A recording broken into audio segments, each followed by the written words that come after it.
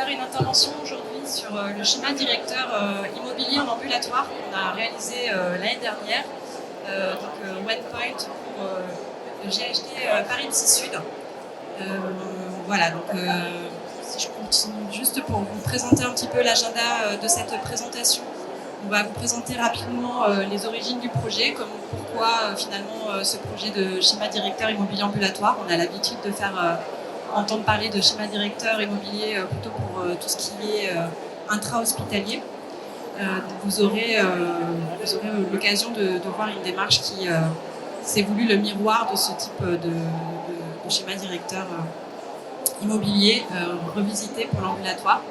Ensuite, on vous parlera de la démarche telle qu'on l'a réalisée auprès de l'établissement, et puis on essaiera dans la dernière partie de vous donner une mise en perspective de cette démarche. Alors, juste pour démarrer, je vais laisser la parole à Bruno Gallet, qui était donc à l'époque DGA pour l'établissement, et qui je vais laisser se présenter.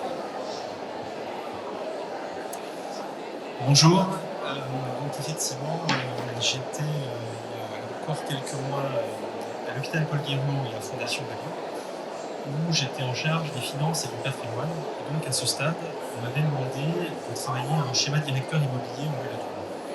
Alors, pour quelles raisons si on les reprend, tout d'abord, le GHT, c'est deux établissements.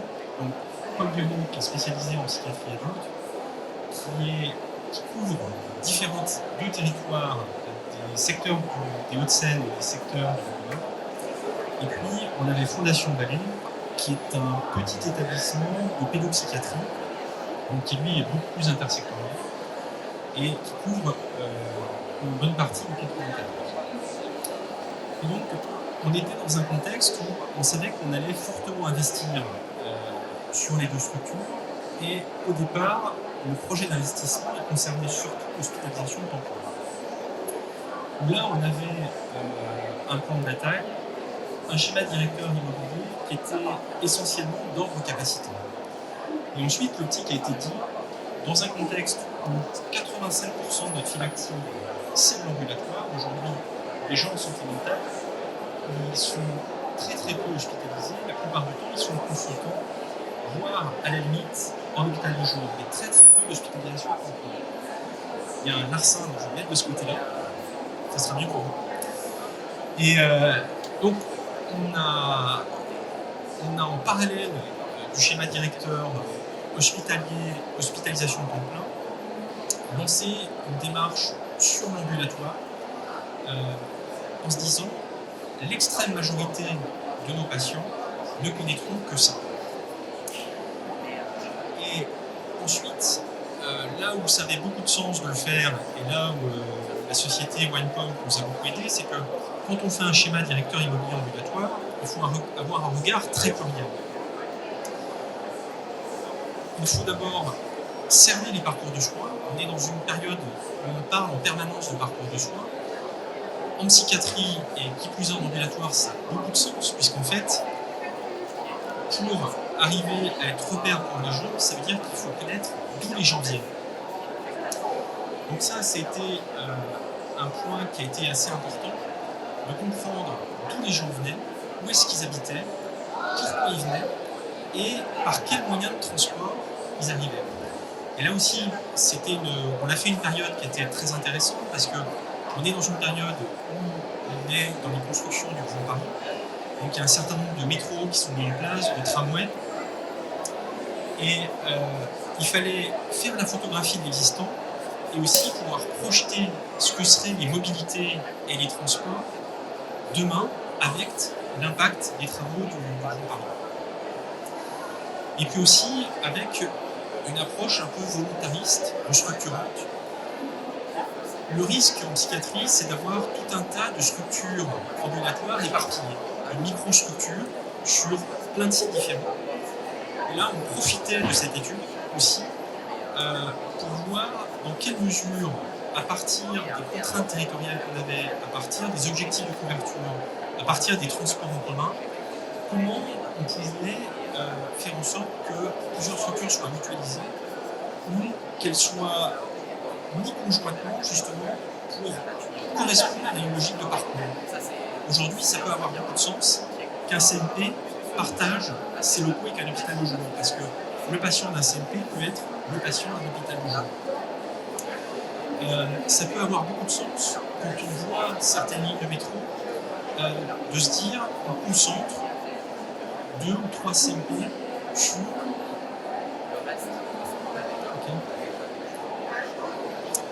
d'avoir 2 ou 3 CMP qui soient dans les mêmes locaux parce qu'il y a une logique de transport en commun qui font que les gens viendront plus facilement. Et donc, c'est à partir d'une logique assez plurielle, populationnelle, territoriale, transport, mobilité, que WinePoint nous a aidé à concevoir un schéma directeur immobilier ambulatoire qui donne des traces, qui donne une perspective pour les 10 ans à venir, en sachant que dans un hôpital, les choses sont toujours chemin faisant, c'est-à-dire qu'au moment où on a fait cette mission, on avait fait certaines acquisitions, fait certains travaux, on en envisageait d'autres, et c'est vrai que c'est venu aussi appuyer des démarches en cours et ensuite donner de l'imagination, d'autres idées pour les restructurations à venir.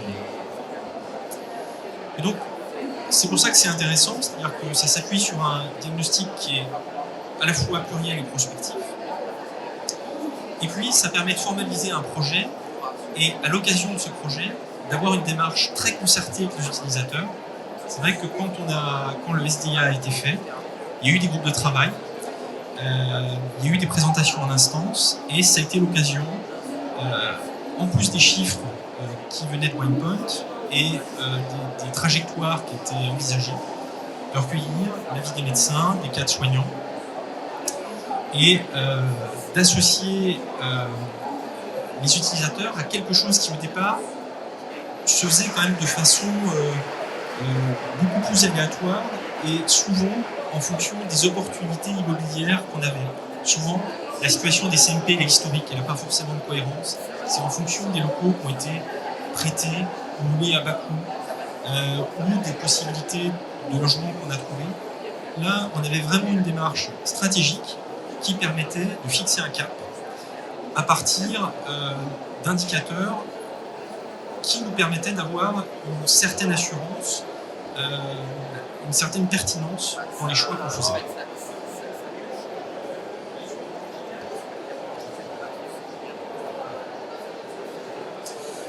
Alors, un des sujets qui a été la pierre fondatrice, ça a été au départ d'avoir une cartographie à la fois des territoires, des populations, et puis aussi nos implantations. Donc là, on voit sur cette carte les quasi 30 implantations en ambulatoire de l'hôpital Paul Guiraud. Et l'optique, c'était de voir où est-ce qu'étaient situées par secteur les structures ambulatoires, et puis de voir comment elles permettaient, et dans quelle mesure elles permettaient de desservir les besoins de la population, qui sont effectivement pour l'établissement sur 30 communes. Et quand on fait ce genre de diagnostic, on voit des choses. On voit déjà qu'on avait une hétérogénéité des populations servies par secteur. Alors ça, c'est quelque chose qui est aussi assez classique. Les secteurs, ils ont une base historique. Ils ont été faits quand même dans les années 80. Depuis, les populations, elles ont bougé. Et c'est vrai qu'on a des concentrations à l'œuvre qui sont différentes selon les territoires.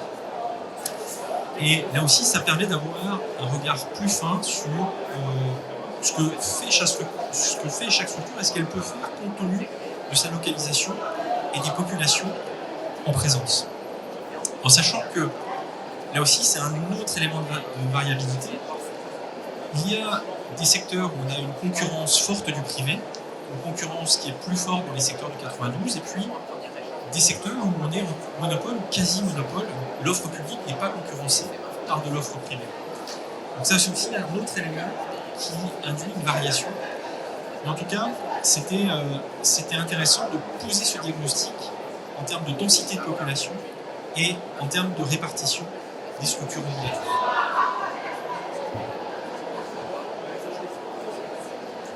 Alors, on continue avec la présentation de la démarche. N'hésitez pas, je sais plus,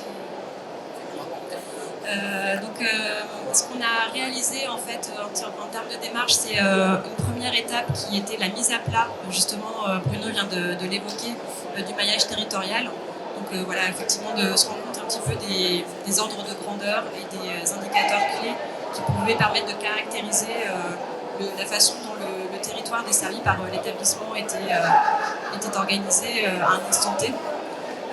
Donc en constituant une plateforme d'analyse avec des données internes qui ont été données par l'établissement, des données externes qui sont publiques, et de réaliser du coup une fiche type, en fait, un peu une fiche d'identité par secteur desservi, voilà, en essayant d'intégrer l'ensemble des éléments qui étaient disponibles, et notamment les projets, parce qu'il y avait beaucoup de projets déjà en cours sur la restructuration du maillage territorial, avec certains projets qui étaient extrêmement structurants. Et puis, donc, deuxième étape, c'est faire des propositions de maillage territorial cible. Donc, une intervention qui était prévue initialement sur environ 6 mois. Je crois qu'on a pris un tout petit peu plus de temps pour permettre justement les groupes de travail et la concertation. Voilà, donc ça c'est très illustratif, mais pour vous donner un peu une idée du type de data qui ont été analysées et recueillies dans le cadre de cette démarche. Sur l'analyse populationnelle, évidemment, beaucoup de données de l'INSEE. Et puis pour à la fois pour avoir des données sur la population, avoir des données sur l'état de santé de la population, sur l'environnement socio-économique. Ensuite, tous les éléments internes à l'établissement en termes de sectorisation.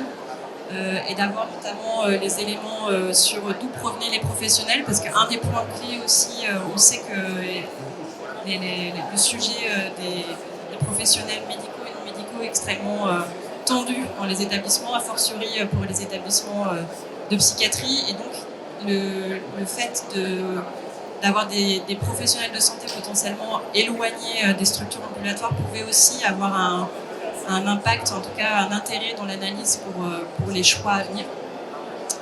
Et toute la base patient, donc sur notamment l'activité enregistrée à travers le RINP, qui suit l'ensemble des actes de l'activité qui est réalisée pour les patients en intra et en extra-hospitalier. Voilà, donc rapidement sur la mise à plat du maillage de Paul Guiraud. On a fait en fait l'équivalent de cette fiche synoptique pour l'ensemble des secteurs. Donc vous avez vu voilà, l'ensemble des secteurs tout à l'heure.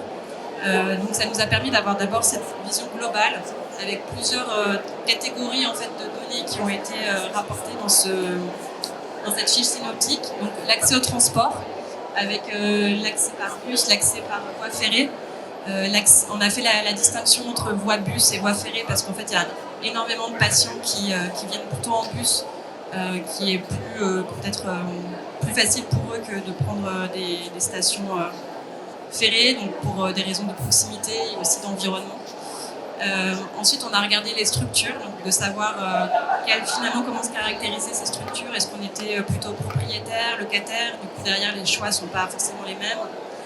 Et l'accessibilité, donc niveau d'accessibilité de 1 à 4. La taille moyenne des structures, très variable, qui permettait aussi d'avoir une première réflexion sur finalement quel est le nombre de mètres carrés utile pour les différentes structures, sachant que voilà, dans l'ambulatoire, il y a CMP, donc les centres de consultation, en fait, les hôpitaux de jour qui nécessitent des surfaces peut-être plus grandes pour faire des activités avec les patients, et les CLTDP idem. Donc ça nous a permis aussi de mettre à plat l'ensemble de ces informations, la population, comment la population avait progressé au cours des dernières années depuis 1999 et comment, ça c'est dans l'étape d'après, mais comment on projetait la progression. On a regardé en termes de population comment se répartissait en termes de catégories socio-professionnelles la population et l'augmentation des logements. Parce qu'avec le Grand Paris, c'est vrai que ça a été un élément qui a été extrêmement structurant aussi dans la réflexion, c'était d'intégrer l'élargissement des voies de transport et la création de la ligne 5, 15. Et du coup, un impact assez fort dans certaines communes sur l'augmentation de l'immobilier. Donc là, on voit que pour l'ensemble de l'établissement, on avait une augmentation du nombre de permis de construire, parce que c'était ça la data qui était la plus fiable, de 5,6%. Et puis enfin, on a regardé donc, la demande de soins, c'est l'ensemble des actes qui ont été réalisés par l'établissement et la file active, donc le nombre de patients qui ont été pris en charge et comment se caractérisait cette file active, c'est-à-dire quelle était la part qui venait souvent dans l'établissement pour essayer de raccrocher ça à son adresse.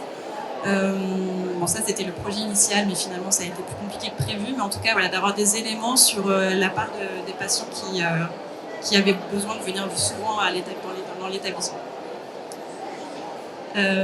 Et dernier élément, c'est le taux de recours moyen, donc c'est le nombre de personnes habitant dans le secteur qui ont véritablement recours à l'établissement pour des soins en psychiatrie. Donc en fait, la particularité de Paul Guiraud, c'est qu'il dessert deux départements, le 92 et le 93 et 14, avec des caractéristiques qui sont très sensiblement différentes, notamment sur la population. La part de Bac+5 est de 31% pour le 92 et de 18% pour le 94, avec des taux de recours qui sont du coup plus élevés dans le 94 que dans le 92, où en fait on comprend que les personnes qui ont les moyens vont plus facilement dans le privé. Donc une attention particulière à avoir dans le département du 94 en termes de maillage territorial pour que ce soit vraiment accessible à tout le monde. Et puis on a fait le même travail pour l'ensemble des secteurs. Je passe. Ça c'est une carte qui a particulièrement intéressé l'ensemble de l'équipe de direction. En fait, chaque point rouge représente le lieu d'habitation des professionnels de santé. Et du coup, avec cette analyse, on a été en capacité de dire, ok, en moyenne, pour l'établissement, à quelle distance en kilomètres, en transport, se situent vos professionnels de santé. Et donc, ça a permis de mettre à plat en fait des intuitions qui n'étaient pas forcément objectivées. Et donc de voir qu'en fait, la moitié du personnel réside à moins de 7,5 km de son lieu d'affectation. Donc ça, c'est à vol d'oiseau. Et que du coup, ça représente moins de 33 minutes de trajet aller pour ces professionnels. Et donc finalement, c'était moins important que ce qu'on veut. Merci. Juste pour compléter, pour vous donner quelques idées de benchmark, si on regarde les franciliens, en moyenne, ils sont à 10 km entre leur lieu d'habitation et leur lieu de travail. Et en termes de temps, le temps moyen pour se rendre à son travail est de 45 minutes en Ile-de-France. Donc vous voyez que quand même, les salariés sont mieux lotis que la moyenne des franciliens. L'autre carte qu'on partage ici, c'est le taux de recours qu'on vous a présenté juste avant. Et donc on voit très clairement que suivant les secteurs, sur le 94 versus le 92, les taux de recours sont très sensiblement différents, avec un rapport de 1 à 2 entre les deux départements. Et l'autre chose que l'on regarde évidemment, ce qui est important, c'est de se donner de la prospective. Et donc ça, c'est les données citadelles dont on parlait tout à l'heure. C'est un moment quand vous voulez savoir comment va se comporter un territoire, vous avez deux façons de le faire. Le premier, c'est de regarder tous les permis de construire qui ont été déposés. Ça vous permet d'avoir une vision à 2-3 ans, parce qu'en gros, il faut 2-3 ans pour que les biens soient construits et occupés. En revanche, si vous commencez à vouloir avoir une vision à 10 ans, ce qui était proposé, on est obligé en réalité d'aller faire une recherche documentaire sur les grands projets d'infrastructure, les modifications du PLU dans les villes qui nous permettent de voir a priori combien de logements, combien de commerces, etc. vont être créés dans les villes. Donc c'est en prenant ces deux informations qu'on a été capable de voir pour chacun des secteurs quelle va être l'augmentation de la population que l'on projette et la comparer avec ce qu'on avait pu observer à travers le recensement de la population, le recensement glissant réalisé par l'INSEE, qui nous donne une vision plutôt rétroviseur. Et ce qui intéresse tout le monde client, évidemment, c'est la vision prospective des territoires.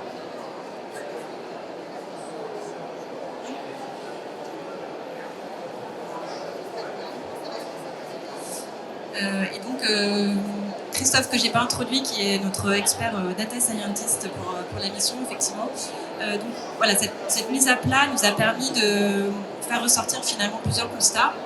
Un premier constat sur les transports, c'est que finalement, l'établissement, quand on on a fait l'étude, donc vraiment sur un instant T, sa desserte essentielle, c'était les bus, c'est-à-dire qu'il y avait vraiment une très forte richesse et proximité de tout le réseau bus autour des structures. Bien que ce soit variable, bien sûr, selon les structures, mais voilà, en global, en tout cas. Que les 3/4 des professionnels résident à moins de 13 km et la moitié à moins de 7,5 km. Donc, ce qui est assez proche d'ailleurs des données qui ont été faites aussi pour l'autre établissement donc, qui dessert les enfants.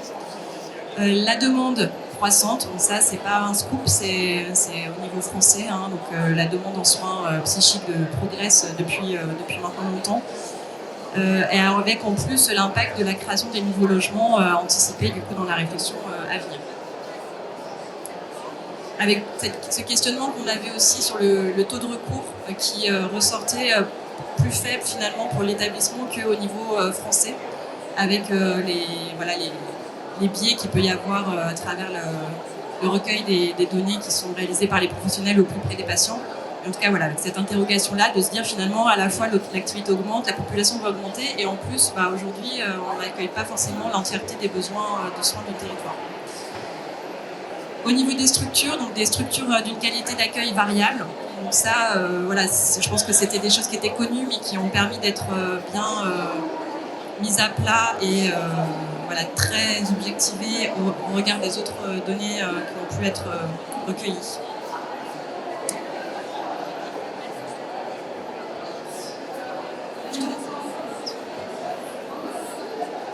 Alors, on va vous présenter maintenant un exemple illustratif de, finalement, dans la définition du maillage cible, qu'est-ce qui a été fait concrètement. En fait, ce qu'on a fait, c'est qu'on a repris secteur par secteur les différentes options, enfin, à la fois mise en regard de ce qui avait été fait en termes de diagnostic de l'état existant secteur par secteur, pour identifier ce qui pouvait être proposé en termes d'options pour le schéma directeur immobilier ambulatoire. Donc là, on vous a mis l'exemple du 92 G13, où en fait, OnePoint a proposé 3 options. Un statu quo du maillage. Sur ce secteur en particulier, il y avait une option qui consistait à faire une fusion entre l'hôpital de jour et le CATTP-CMP avec une augmentation de surface de cette structure d'hôpital de jour. Et une troisième option qui était la fusion, relocalisation sur un site plus central avec une augmentation aussi de la surface de l'hôpital de jour. Donc à chaque fois, on a fait, là ça s'affiche pas forcément très bien, mais donc on avait fait une préconisation en vert de ce qui nous semblait le plus souhaitable en reprenant les points clés du maillage de la mise à plat qu'on avait faite précédemment. Je laisse Bruno préciser. En fait, c'est une diapositive qui vous montre bien la complexité des territoires sur lesquels on est. Parce qu'on a déjà un secteur avec effectivement plusieurs vies, une population quand même forte, hein, un secteur de plus de 90 000 personnes, des logements en hausse, ce qui veut bien dire qu'on est dans un secteur qui est déjà dense et dont la population augmente. Et effectivement, quand on parle de diagnostic, le diagnostic, là, en l'occurrence, il n'était pas mauvais, au sens où on mettait en évidence qu'au travers des structures existantes, on avait 80% de la zone accessible en moins de 20 minutes vis-à-vis de la population des services, qui en région parisienne est pas mal, au sens où cette accessibilité en région parisienne elle est complexe, elle dépend des routes, elle dépend des transports en commun, donc là on voit qu'on était pas mal. En revanche, effectivement, des problèmes d'accessibilité,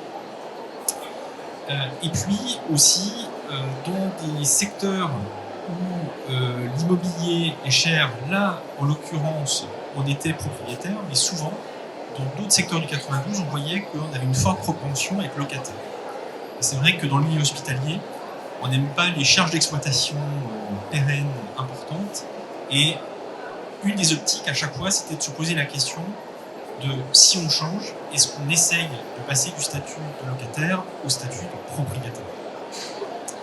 Et donc effectivement, plusieurs propositions avec en quelque sorte une proposition intermédiaire et une proposition de fusion totale qui est forcément plus difficile à faire, en sachant que le travail pédagogique qui était à faire à la fois par WinePoint et par nous, dans un milieu, la psychiatrie, qui est assez obsédée par l'idée de proximité, c'est de dire, si on mutualise, on ne perd pas forcément en proximité, mais il fallait démontrer comment. C'est pour ça que l'hypothèse ou les hypothèses qui étaient faites par les consultants devaient aussi apporter des garanties en termes de proximité réelle, et la proximité réelle en Ile-de-France, essentiellement, c'est le temps d'accès.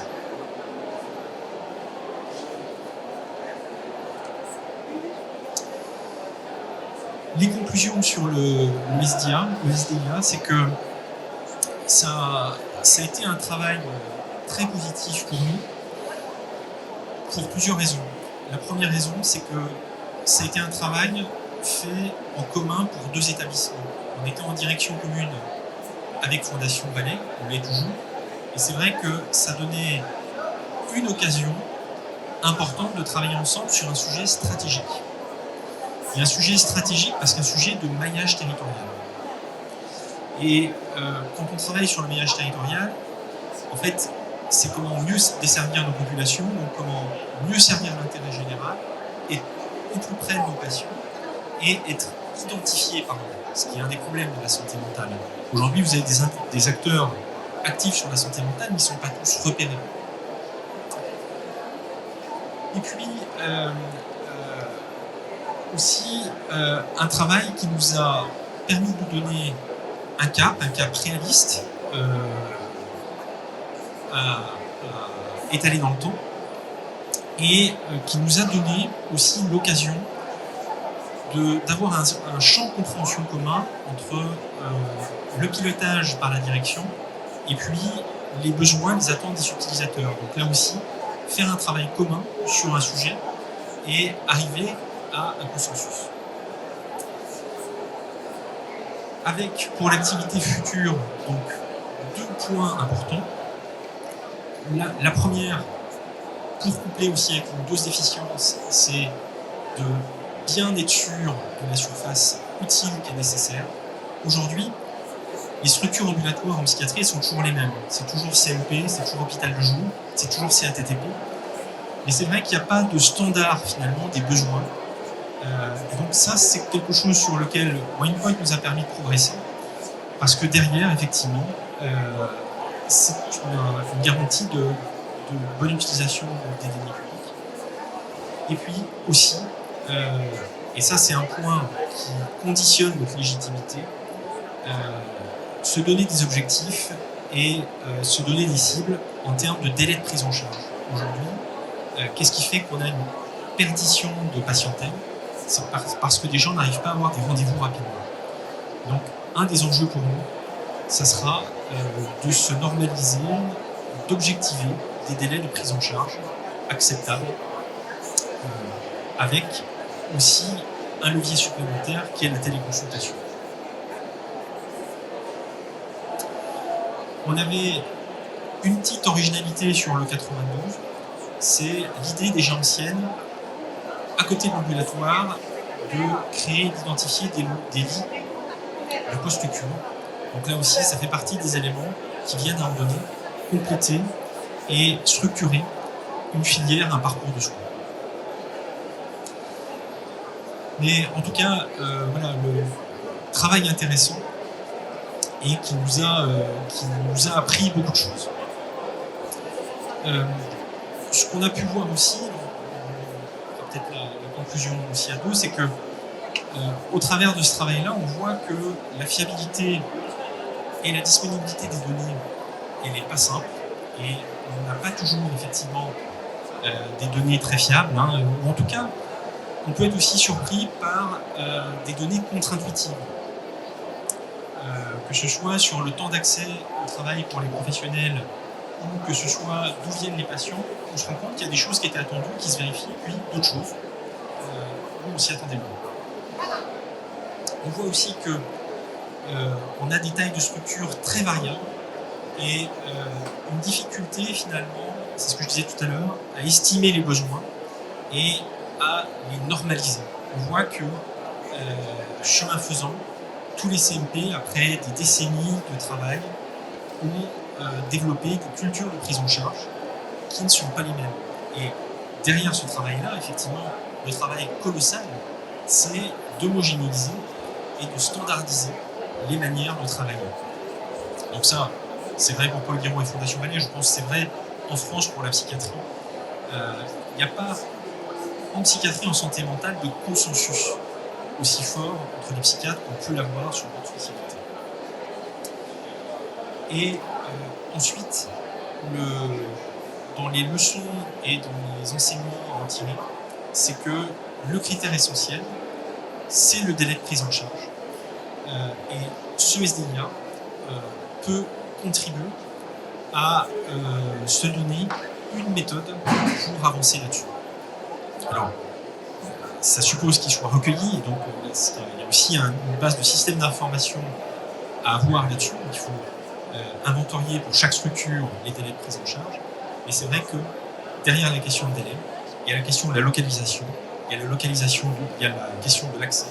Et donc, le SDIA est un enjeu fort pour avancer sur ce service aux usagers et ce critère qui est déterminant pour le service aux usagers.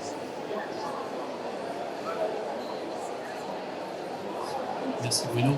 Juste pour compléter, pour vous donner des exemples de missions qu'on réalise sur l'optimisation d'implantation d'organismes, ça peut être des points de vente, des agences bancaires, des concessions automobiles. On a vraiment travaillé chez OnePoint sur l'ensemble des secteurs. Je vais prendre deux exemples quand même dans la santé. Le premier, on est intervenu pour un groupement dans la biologie médicale et au-delà de la question qu'on nous a présentée de l'accessibilité, se posait la question de l'attractivité du territoire où implanter un laboratoire de biologie médicale. Parce que les gens, au-delà que ce soit accessible, regardent pour se rendre dans un quartier sur lequel, naturellement, ils vont faire leurs courses au quotidien. Donc cette proximité, c'est une autre donnée qu'on n'avait pas exploitée ici, parce que les gens, on va dire, sont des gens qui sont malades, qui ont reçu une prescription et qui se rendent, on va dire, là où on leur demandait de venir. En revanche, dans d'autres secteurs, cette notion d'attractivité des territoires est très importante et c'est quelque chose que l'on mesure avec la présence de commerces et services sur le territoire. Vous habitez dans différentes villes, vous savez très bien quel est le quartier, on va dire, quel est le quartier attractif de ville. Il peut y en avoir d'ailleurs plusieurs dans les grandes villes. La deuxième chose, évidemment, on nous demande souvent de calculer les potentiels, d'accord, pour chacune des implantations, connaître le potentiel, et c'est là où finalement il faut pouvoir identifier les données qui permettent de calibrer les potentiels. Et pour y arriver, on a deux façons de le faire. Soit vous avez des données qui existent, typiquement quand on est dans l'automobile, on connaît les ventes automobiles, soit de véhicules neufs ou d'occasion, donc il est très facile de reconstituer les potentiels. En revanche, dans d'autres secteurs, la banque et la santé, typiquement dans la santé, ce qu'on avait fait en biologie médicale, on avait identifié deux populations, les prescripteurs, c'est-à-dire les médecins, et les piqueurs, c'est-à-dire les infirmiers et infirmières qui tournent et qui ramènent les prélèvements qu'ils ont pu réaliser au laboratoire de biologie. Et c'est en s'appuyant sur ces populations qu'on est capable d'identifier très précisément les potentiels et après ventiler ce potentiel pour les différents magasins, les différentes implantations. Le dernier point, évidemment, quand on fait ces travaux, c'est quelque chose qui n'avait pas de sens de faire ici, parce que comme on vous l'a montré, les gens avaient tendance à se rendre à 80-90% dans le territoire sur lequel ils résidaient pour leurs soins. En revanche, dans d'autres secteurs, quand vous faites ces analyses, il faut être en mesure de calculer la cannibalisation. Dès que vous ouvrez une nouvelle implantation, il faut regarder certes son potentiel, mais son potentiel, comment elle va cannibaliser telle ou telle pointe existant déjà sur le territoire. Donc ça, c'est des choses que l'on fait, on va dire, suivant les secteurs d'activité dans lesquels on intervient. Je te laisse conclure. Merci Christophe, merci Bruno. Non, écoutez, je pense que l'essentiel a été dit. Donc, je vous remercie de votre présence et de votre écoute et à disposition s'il y a des questions.